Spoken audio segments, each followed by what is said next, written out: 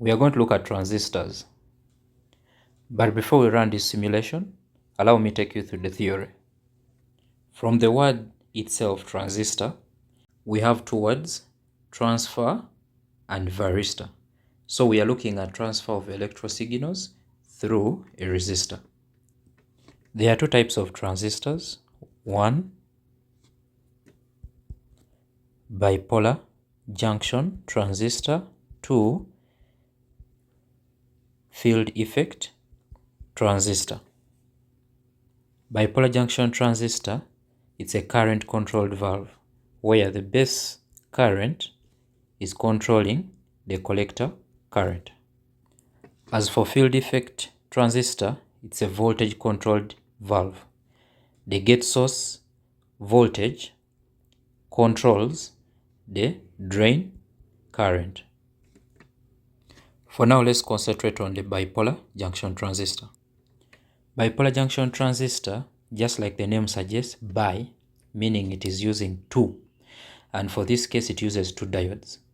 As we shall see, the diode analogy. For now, a bipolar junction transistor has two types. We have PNP and NPN. Let's look at the diode analogy. For PNP, we shall have a diode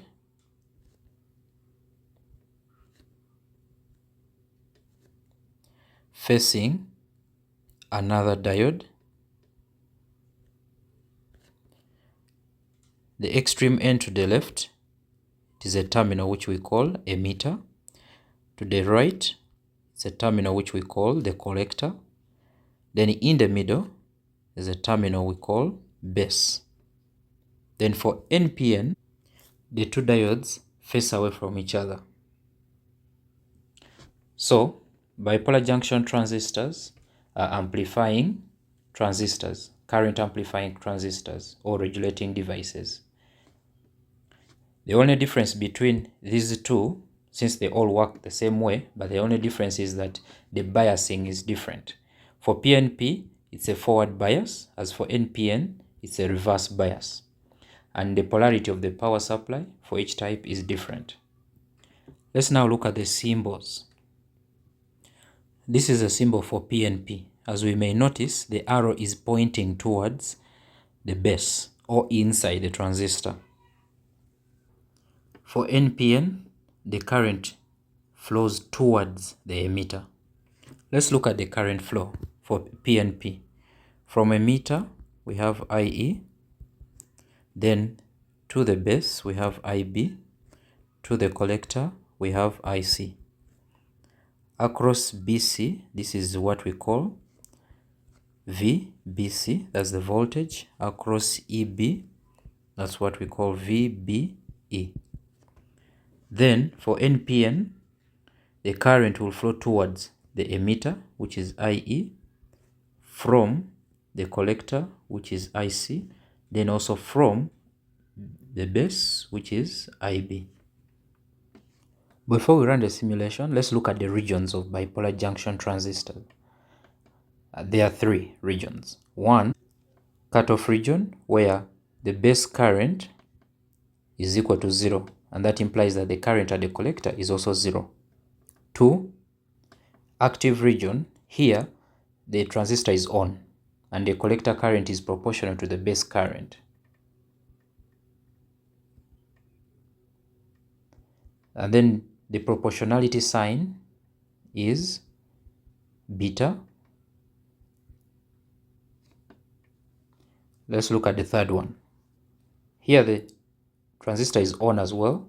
The only difference is that the collector current varies very little with a change in the base current. There are always rules for everything. So let's look at the rules of the BJT operation.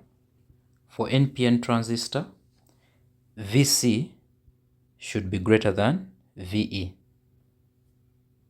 For PNP transistor, VE should be greater than VC.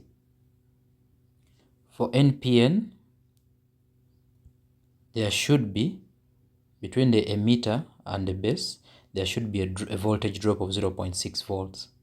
As for PNP, there should be a voltage rise of 0.6 volts. So this is the emitter, this is the base, and this is the collector. From the arrow here, we're able to notice that that is a PNP transistor. If we run the simulation, we notice that the emitter has 2 volts, so the difference is 0.3, which is not what is recommended. So if we are to increase the difference, we are to make it at least 0.6, we notice that now current starts flowing through from emitter to collector. As we increase the difference, we notice that current flows through quite faster. So we have come from cutoff region where there is no flow, move to the active region, and then we're moving to the saturation region. I've done for PNP, so try out for NPN in the link provided below as an activity in the e-learning platform.